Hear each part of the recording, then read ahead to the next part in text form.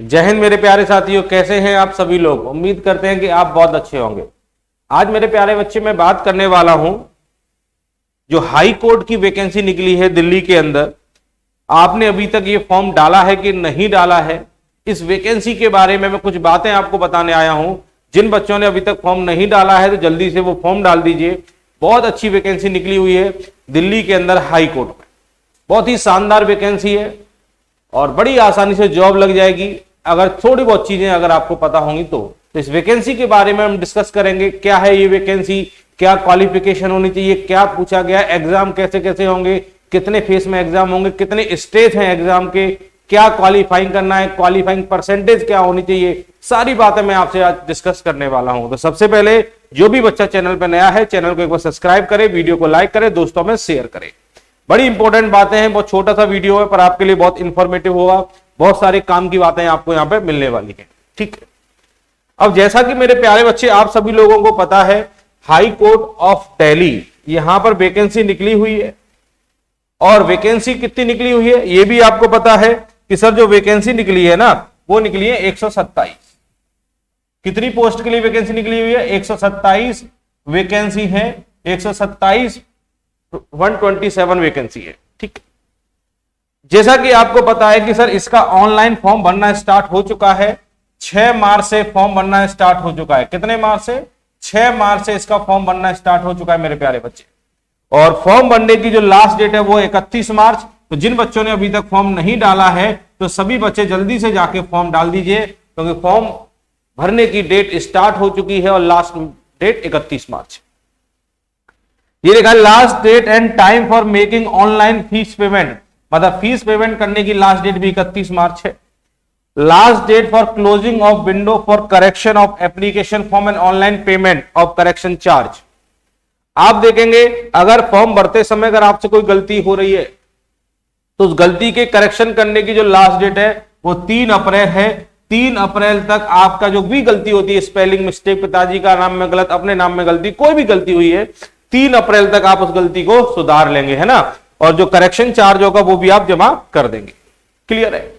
सबसे पहले काम तो है हमारा फॉर्म भरने का, उसके बाद बात आती है दूसरी। ठीक, चलिए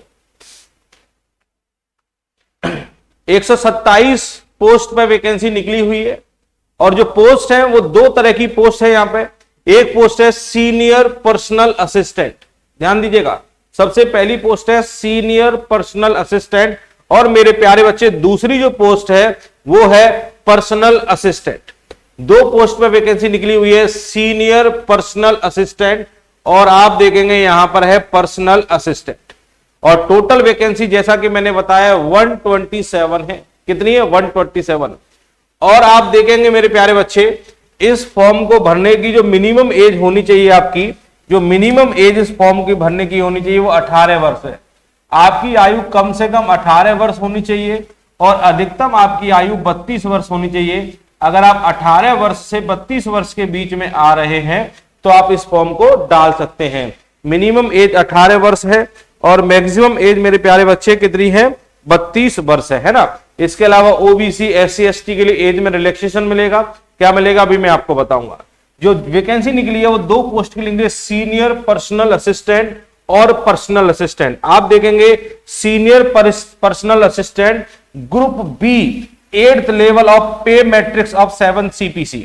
आप देखेंगे यहां पर, आप देखेंगे ये ग्रुप बी की पोस्ट है और आप देखेंगे यहां पर टोटल वैकेंसी है कितनी? 60। कितनी वैकेंसी है? 60।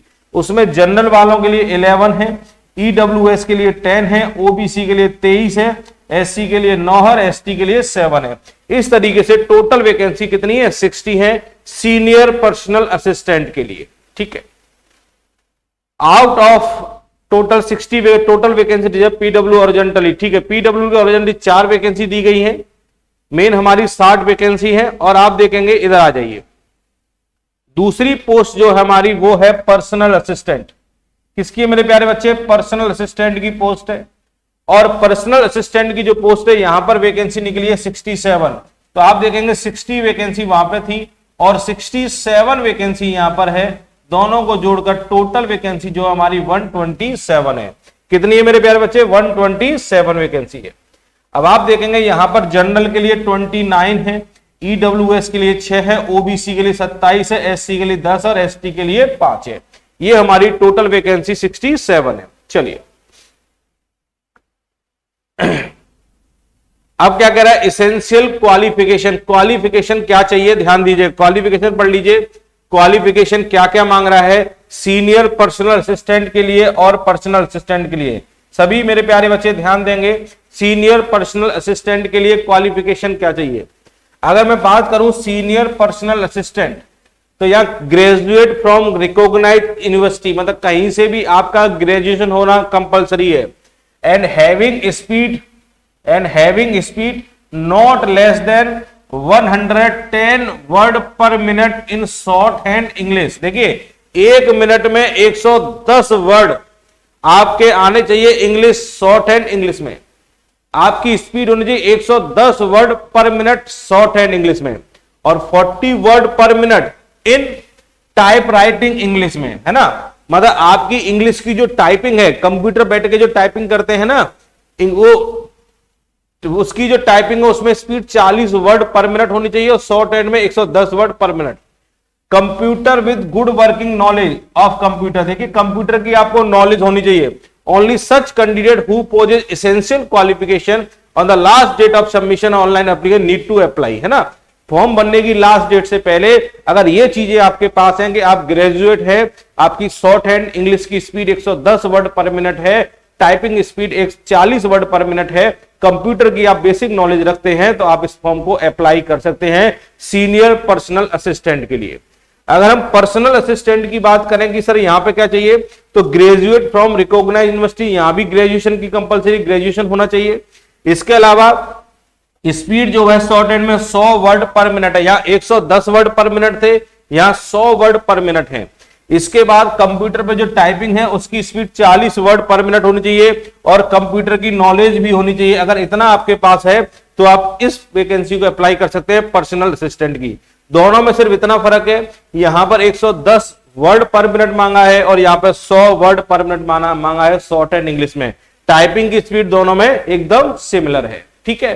तो आप देख लेंगे कि आप इस कैटेगरी में आ रहे हैं कि इस कैटेगरी में अगर आपको ये वाली क्वालिफिकेशन है, इतना सब कुछ है, तो आप ये वाला फॉर्म डालें, नहीं तो फिर आप यहां के लिए अप्लाई कर सकते हैं। ठीक है मेरे प्यारे बच्चे,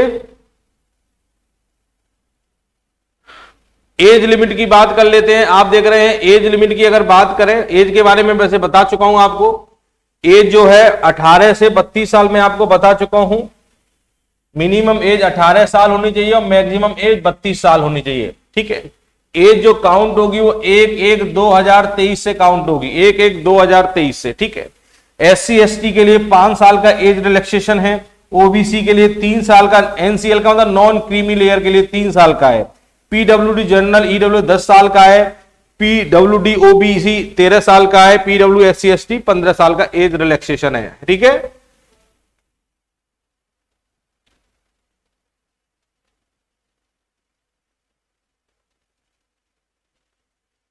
सबसे पहले आएंगे कि हमारा सिलेबस क्या क्या है, मोड ऑफ सिलेक्शन। ध्यान दीजिएगा, मोड ऑफ सिलेक्शन पे आ जाइए।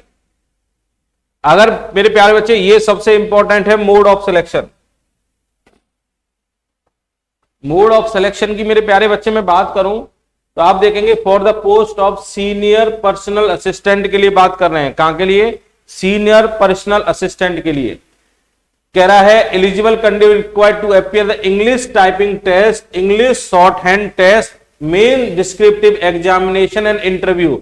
4 फेस में आप देख रहे हैं, 4 स्टेज हैं।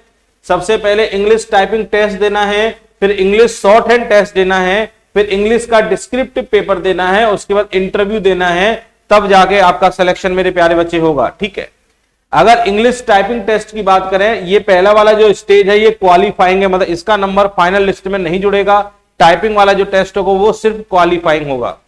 Typing test of 10 minutes duration will be conducted on the computer to assist conduct minimum speed 40 word per minute. 40 word per minute की स्पीड होनी चाहिए। 10 मिनट का टाइपिंग टेस्ट होगा, आप देख लेंगे। Character with space of calculating typing speed will be adopted. The total number of mistake permission would be 3% of total number of word type, है ना। मिस्टेक नहीं करना है आपको, बिल्कुल भी मिस्टेक नहीं करना है। पहला स्टेज जो है ये टाइपिंग का है और ये क्वालिफाइंग स्टेज है, ठीक है। आइए दूसरे स्टेज में क्या है, स्टेज सेकंड अगर आप देखते हैं मेरे प्यारे बच्चे, दूसरे स्टेज में अगर आप देखेंगे, दूसरे स्टेज में अगर आप देखते हैं तो यहां पर इंग्लिश शॉर्ट हैंड टेस्ट है 110 वर्ड पर मिनट।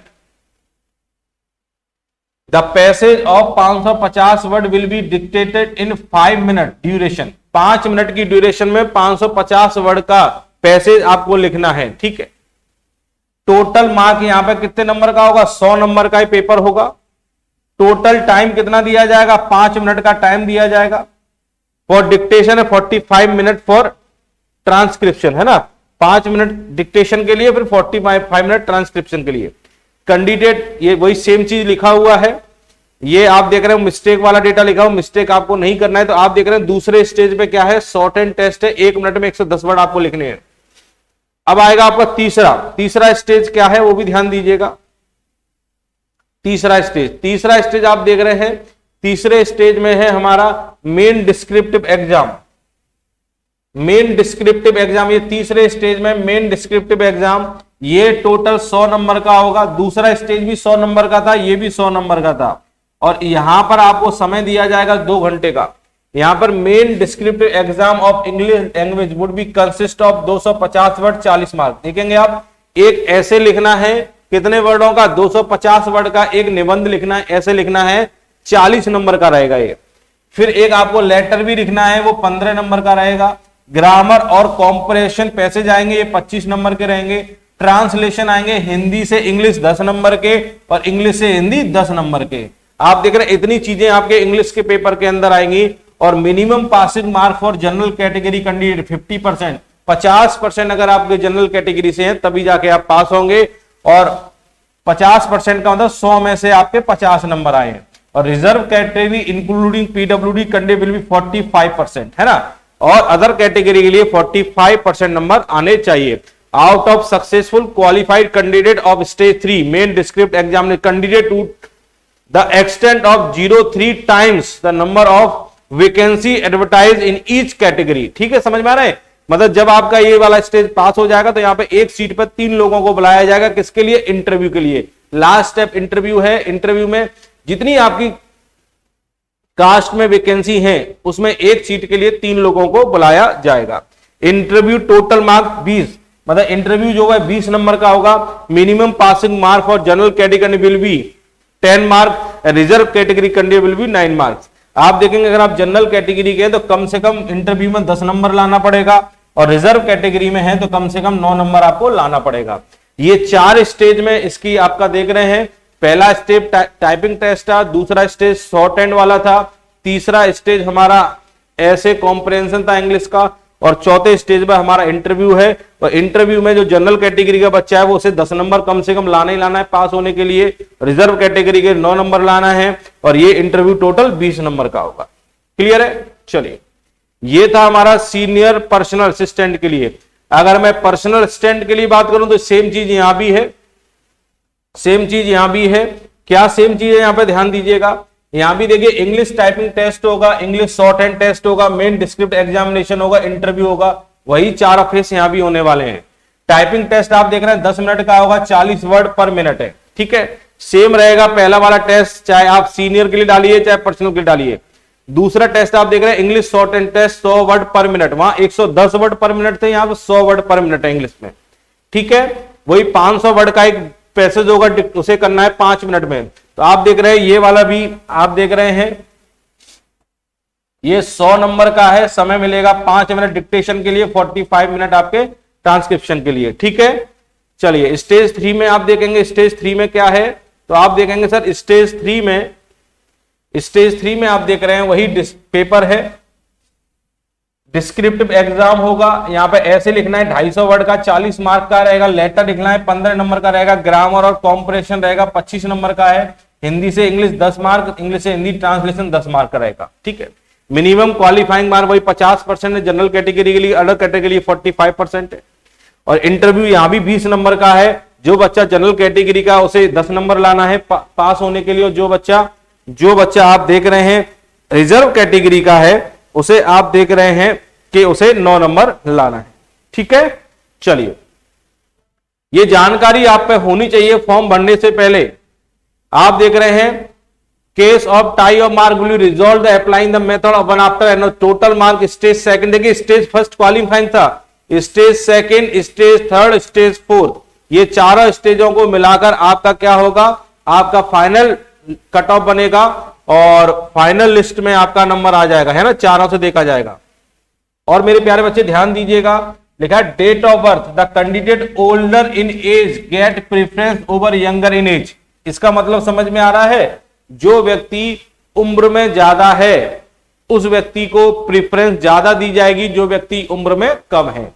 अगर किसी व्यक्ति के बराबर बराबर नंबर आ जाते हैं, ध्यान दीजिएगा, मान लो एक व्यक्ति जो है 20 साल का है उसके भी उतने ही टोटल नंबर आ रहे हैं, जो व्यक्ति 26 साल का है उसके भी उतने ही नंबर आ रहे हैं, दोनों के अगर बराबर नंबर आ रहे हैं तो प्रेफरेंस कैसे दी जाएगी, जो उम्र में ज्यादा है उसे पहले प्रेफरेंस दी जाएगी, ठीक है। और आप देखेंगे एग्जामिनेशन फीस जो है 100 रुपए की है। जो बच्चा जनरल कैटेगरी में आ रहा है, ओबीसी में आ रहा है, ईडब्ल्यूएस में आ रहा है, उनके फॉर्म भरने का चार्ज 100 रुपए है। और जो बच्चा SC ST कैटेगरी में आ रहा है उसके लिए 800 रुपए का चार्ज है। तो जिन बच्चों ने अभी तक फॉर्म नहीं डाला है जल्दी से फॉर्म डाल दीजिए। और यहां पर आपको सफल होना है तो आपको सिर्फ एक ही सब्जेक्ट पर कमांड बनानी है। एक तो इंग्लिश आपको बहुत अच्छे तरीके से तैयार करनी है, दूसरी आपकी टाइपिंग होनी चाहिए 40 वर्ड पर मिनट की, और तीसरी आप पे शॉर्ट हैंड आना चाहिए इंग्लिश में, ठीक है। शॉर्ट हैंड अगर आप में इंग्लिश में है तो आप इस पोस्ट को पा लेंगे। बहुत बेहतरीन पोस्ट है दिल्ली के अंदर हाई कोर्ट में, ये वैकेंसी बहुत अच्छी है, पोस्ट भी ठीक ठाक निकली है 127। तो उम्मीद करता हूं कि आपको सारी जानकारी समझ में आई होगी। और आपने अगर अभी तक ये फॉर्म नहीं डाला है तो फॉर्म डाल दीजिए। और जिन बच्चों ने अभी तक चैनल सब्सक्राइब नहीं किया चैनल को भी सब्सक्राइब कर लीजिए, और भी वीडियोस आपको मिलते रहेंगे। तो चलिए, जय हिंद मेरे प्यारे साथियों।